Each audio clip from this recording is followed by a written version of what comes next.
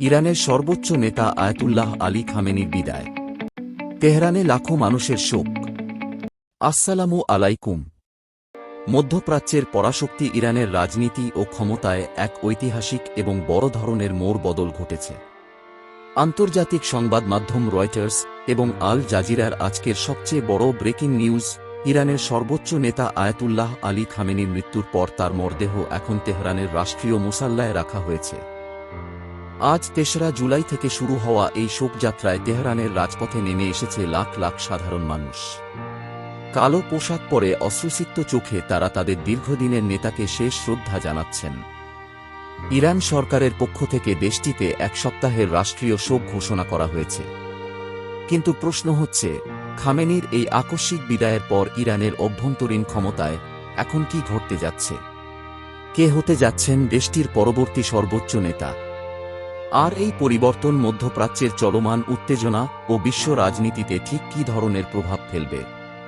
আন্তর্জাতিক গণমাধ্যমের নির্ভরযোগ্য তথ্যের ভিত্তিতে তৈরি আমাদের আজকের এই বিশেষ প্রতিবেদনে আজ আমরা এসব প্রশ্নের উত্তর খোঁজার চেষ্টা করব। দর্শক, রয়টার্সের প্রতিবেদন অনুযায়ী আয়াতুল্লাহ আলী খামেনির মরদেহ আজ শুক্রবার ভোরে তেহরানের গ্র্যান্ড মুসাল্লায় নিয়ে আসা হয়। সকাল থেকেই সেখানে ঢল নামে লাখ লাখ মানুষের। ইরানের রাষ্ট্রীয় টেলিভিশনগুলোতে সরাসরি দেখানো হচ্ছে এই শোকের দৃশ্য, যেখানে সাধারণ মানুষের পাশাপাশি সরকারের শীর্ষ কর্মকর্তা, সামরিক বাহিনীর প্রধান এবং বিদেশি কূটনীতিকরা উপস্থিত হয়ে শ্রদ্ধা নিবেদন করছেন। আগামী এক সপ্তাহ ধরে ইরানের বিভিন্ন শহরে পর্যায়ক্রমে বেশ কয়েকটি জানাজা এবং শোকসভার আয়োজন করা হয়েছে। এরপর আগামী সপ্তাহে তার জন্মস্থান মাশহাদে তাকে সমাহিত করা হবে। এই রাষ্ট্রীয় জানাজা ও শোক অনুষ্ঠানকে কেন্দ্র করে পুরো তেহরান জুড়ে করা নিরাপত্তা ব্যবস্থা গড়ে তোলা হয়েছে। আল জাজিরার একটি গভীর বিশ্লেষণে বলা হয়েছে, খামেনির এই বিদায় ইরানের জন্য এক বিশাল পরীক্ষা। কারণ ১৯৮৯ সাল থেকে দীর্ঘ ৩ দশকেরও বেশি সময় ধরে তিনি দেশটির চূড়ান্ত ক্ষমতার অধিকারী ছিলেন। ইরানের আইন অনুযায়ী দেশটির পরবর্তী সর্বোচ্চ নেতা কে হবেন তা নির্ধারণ করবে ৮৮ সদস্যের একটি ধর্মীয় কাউন্সিল, যাকে বলা হয় অ্যাসেম্বলি অব এক্সপার্টস। বিশ্লেষকরা বলছেন, এই মুহূর্তে পরবর্তী নেতা হিসেবে বেশ কয়েকজনের নাম আলোচনায় আসছে। তবে এই ক্ষমতা হস্তান্তর প্রক্রিয়া কতটা মসৃণ হবে তার ওপর নির্ভর করছে ইরানের রাজনৈতিক স্থিতিশীলতা।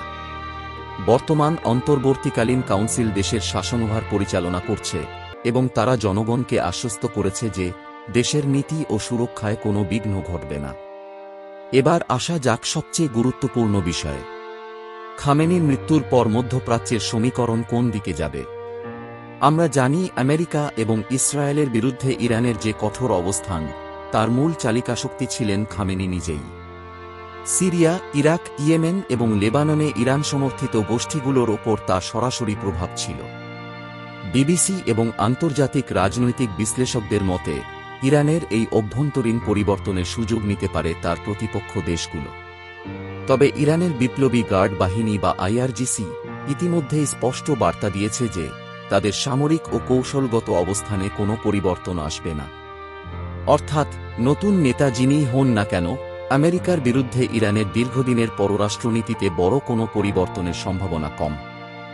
খামেনির এই বিদায়ের পর ইরানের ক্ষমতার নতুন সমীকরণ মধ্যপ্রাচ্যে শান্তি ফিরিয়ে আনবে নাকি উত্তেজনা আরও বাড়িয়ে দেবে?